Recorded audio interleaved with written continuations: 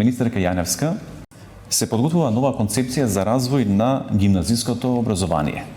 Препоставам дека има причини заради кои што почнавте да работите на оваа концепција, но ајде, може ли да ни кажете кои се главните цели и очекувања од оваа концепција?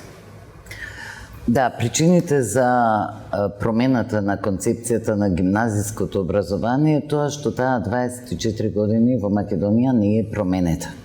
Целото општество се согласува дека е потребна промена и ние понудивме, заедно со Бирото за развој на образованието, предлог, концепција за новото гимназиско образование. Во оваа концепција во центарот е поставен ученикот, неговите афинитети кон одредени предмети или кон одредени полиња, области, кои ќе побудат кај него интерес и желба за учење. Познато е дека за жал нашите ученици не покажуваат добри резултати на меѓународните па и на домашните тестирање и од тука сакавме да направиме концепт кој ќе предизвика кај учениците за да се зафатат за она што тие сметаат дека имаат компетенција, па дури и дека е само нивна желба за понатамошно образование. Секако, тие што треба да им помогнат, стручните соработници, кариерните советници, би можеле да ги усмерат во кој правец треба да се движи нивното понатамошно образование и треба тоа да го направат и се надеваме дека со еден таков концепт учениците кои пројавуваат интерес за одредени предмети ќе покажат и подобар успех затоа што со желба ќе ги совладуваат знаењата и вештиите и компетенциите од тие предмети. Од тука понудивме пакети во кои би рекла дел од природно-математичките, математика, физика, хемија, дел од општествените биологија и хуманистичките науки ќе одат историја, географија, ќе одат со проблабочени знаења и потоа со базични знаења понудивме и повеќе други предмети во трета и четврта година да бидат изборни. Слично на IB програмата. За разлика од тоа, во прва и втора година децата имаат обврзан курикулум, каде што треба да ги стекнат сите базични знаења од сите области кои се предвидени. Поентата е дека се што усмерува концепцијата кој еден фокус се афинитетите на ученикот и од тука очекуваме негов поголем ангажман во стекнување на знаење и постигнување на подобри резултати. Како и секој новитет кога се носи има реакции, но овој пат се чини дека се исклучително силни реакциите од страна на повеќе аспекти. Например, имавме реакции особено за наставниот план во оваа концепција, нели филозофија и социологија стануваат изборни, етика се исклучува, музичко и ликовно по еден час неделно, како што рековте, математика, физика, историја со различен фонд часови без оглед дали до втора или трета и четврта година. Зошто вакви решенија и евентуално по кој урнек се правени овие решенија? Секоја новина предизвикува бурни реакции и не е неочекувано, но нагласувам дека тоа е една драв верзија која ставивме на јавна расправа и очекуваме расправа и очекуваме повратни информации на тоа што стручната фела мисли дека би било соодветно. Дури во една средба со нив на Филозофскиот факултет, од каде што се најголемите реакции, побарав да дадат предлог. Во моментов слушам само критики и поединечни предлози, но ние сето тоа внимателно ќе го проследиме. Не се укинуваат предметите. Во предметот филозофија со по 2 часа во трета и четврта година, составен дел се и етика и логика и ако професорите учествуваат во создавање на наставната програма, Министерството не може да им се меша во тоа што тие ќе вметнат во наставната програма и што ќе предаваат. Ако кажеме дека поединечно нема етика и нема логика, да, меѓутоа има филозофија во кој може да се предава и етика и логика. Од тука не гледам дека е тоа сериозен проблем. Проблемот е што тие предмети во трета и четврта ги ставивме како изборни, обврзни изборни предмети. Од група на 6 детето да избере 2 и од друга група на 3 или 4 детето да избере, ученикот да избере 2 предмети на кои ќе се посвети. Изборноста е проблем и се појавува еден страв дека може би тие предмети нема да бидат избрани. Но аз ќе подсетам дека и сега во сегашната концепција гимназиска има 6 модули, би рекла, каде што децата бираат во кој правец ќе се усмерат. Како и да е, секоја дискусија е добре дојдена и критиките се добре дојдени, всушност затоа е ставено на јавна расправа. Јавната расправа ќе продолжи, ние ќе поразмислиме и понатаму со оглед на тоа дека сме должни да ги слушаме и стручната фела, и учениците, и родителите, ќе продолжиме да разработуваме концепцијата. Со тоа што сакам да кажам дека на мое големо задоволство, но тоа не значи дека ние нема да продолжиме да размислуваме, пак од страна на учениците и одредени групи на родители добиваме и позитивни мислења. Ке има ли измени евентуално од ова што го гледаме сега? Сами да рековте дека е драфт верзија. Да. Во контекст со Бирото за образование, кое де факто е стручното тело да создава концепции, предлага концепции, наставни планови и програми. Немавме сериозна средба до сега, но ќе оствариме. Во првичните контакти, да, ние сме расположени да направиме некакви промени. Во делот се вели за спорт или физичко. 2 часа неделно. Со оглед дека младината денес е доста послабо физички активна, дали овие 2 часа се доволни? Не се само 2 часа. Неделно тоа е обврзан курикулум. Концепцијата нуди надвор од обврзниот план и програма да има многу дополнителни часови, многу дополнителни активности, повторно по избор на ученикот или на организација на како ќе се организира програмата целото училиште. Новината е она што досега го немаше. Значи, досега немаше ништо друго, освен обврзниот курикулум, предметите, часовите кои учениците треба да ги научат и резултатот е последни написан меѓу трите последни држави.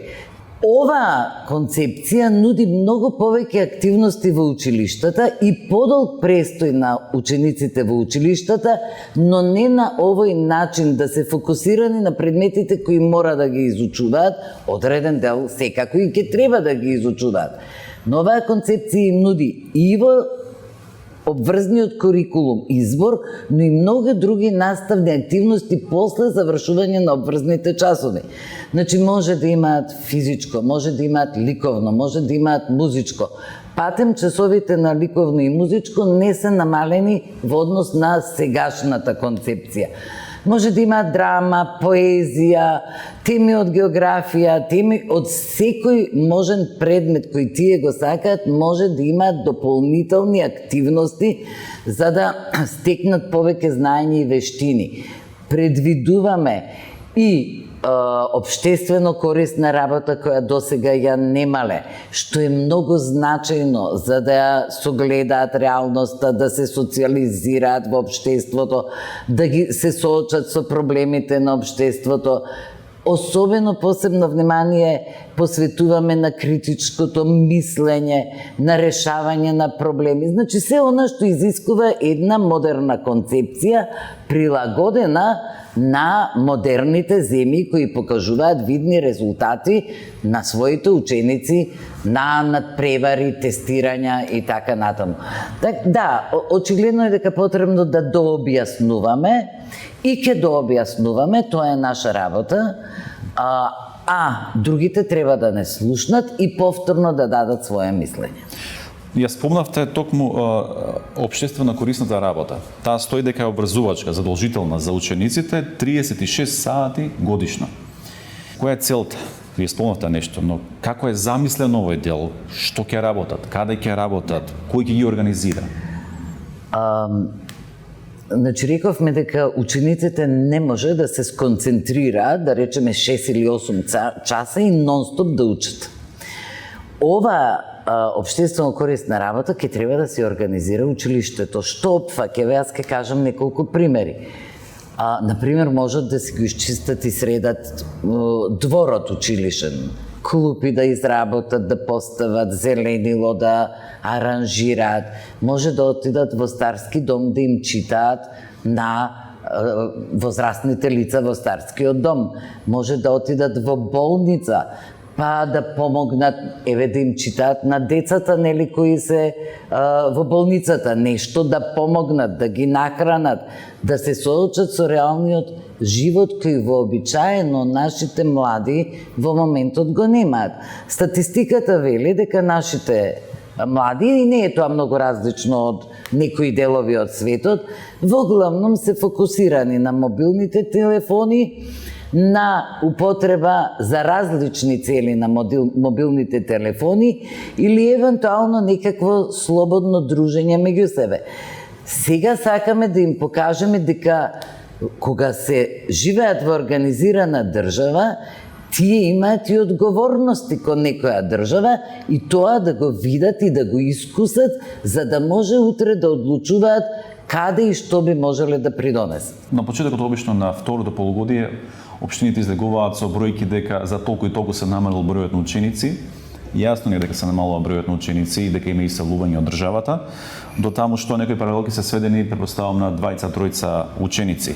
Дали од оваа причина се затворија веќе некои училишта? Да, тоа е процес на оптимизација која Македонија е неопходно да го спроведе повторно во корист на учениците. Целата наша политика е фокусирана за најдобриот бенефит на учениците. Ако вие во едно училиште или имате паралелка од 3-4 деца, очигледно е дека не може да се постигне соодветен квалитет во однос на паралелки кои имаат малку поголем број ученици. Првенствено затоа што треба да се социализираат, второ затоа што ги треба да ги поттикнеме и да се споредуваат и да се надпреваруваат и да постигнуваат и лидери да бидат и да постигнуваат некакви успеси.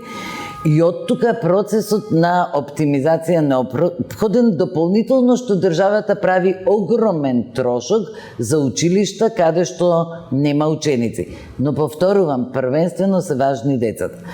Да, тој процес и понатаму ќе се спроведува, затоа што се уште не е довршен, а некаде и природно се случува. Во одредени рурални средини, за жал, ние веќе немаме ученици и природно се затвараат училиштата. Во моментов имаме нешто над 50 такви училишта кои веќе не функционираат. Сега малку за наставниот кадар. Дали и кога би се очекувале нови колективни договори со наставниците, со образовниот кадар, евентуално и со повисоки коефициенти? Во однос на колективните договори, ние веќе имаме постигнато усен договор дека до крајот на февруари месец оваа година би требало да подпишеме колективен договор кој ќе ги обезбедува правата на наставничкиот кадар, но секако и соработниците и сите вработени во училиштата. Во овој момент се работи на тој колективен договор и ние до крајот на февруари веројатно ќе го подпишеме со мартовската плата наставниците да го добијат зголемувањето од уште 7%, кое со претходните 5 од минатата година, добиени во септември, би изнесувале 12%. Делот за покачувањето на платата е комплетно усогласен, така како што е договорено. Наставниците континуирано секоја година им се гарантира покачување на платата во зависност од состојбата на буџетот од 7 до 10%, а потоа и повеќе од тоа. Се развика доколку буџетот е во добра кондиција, тој процент може да оди нагоре, но никако не може да оди надолу. Тоа е сосема усогласено и верувам дека и неколку други членови кои треба да ги доусогласиме до крајот на февруари тоа ќе го направиме. Најавивте затворање на научни институти поради несоодветно работење. Па може да ни кажете до каде е постапката, колку се затворени и евентуално кои се тие? Во моментов се затворени 6 институти, просто јас навистина не ги знам имињата на сите 6, други 15-тина се уште во рок во кој тие треба да отстранат нерегуларности кои комисијата од Министерството ги констатирала кај нив. Многу пати сме кажале дека заложба на оваа влада е да се работи регуларно и по закон на институциите, особено во сите полиња на образованието исклучително значајно и еве тука веднаш почнавме со мониторинг за да видиме што ни се случува и ќе продолжиме така да функционираме, така како што јас вообичаено кажувам. Секој што ќе се прилагоди на законските одредби ќе може да продолжи да функционира, инаку законот важи за сите и мора да се почитува. Тие што нема да ги исполнат законските одредби, нема да можат понатаму да функционираат или да постојат. Во овој случај ние ги затвараме. Ке имаме ли конечно наш универзитет на Шангајската листа на повидна позиција? Ке имаме. Мора да имаме. Жално што немаме, затоа што веќе повеќето околни наши земји имаат универзитети на Шангајската листа. Јас не можам да кажам дека тоа ќе се случи утре задутре во период од 1 до 2 години, меѓутоа преку соработката во која овој момент Министерството има со универзитетите во државата, во еден партнерски однос, со заеднички сили се обидуваме тоа да го постигнеме и повторно ќе се навратам, потребни се и промени во законските решенија, потребно е вложување и стимулација на научниот и високообразовниот кадар, тоа почнавме да го правиме.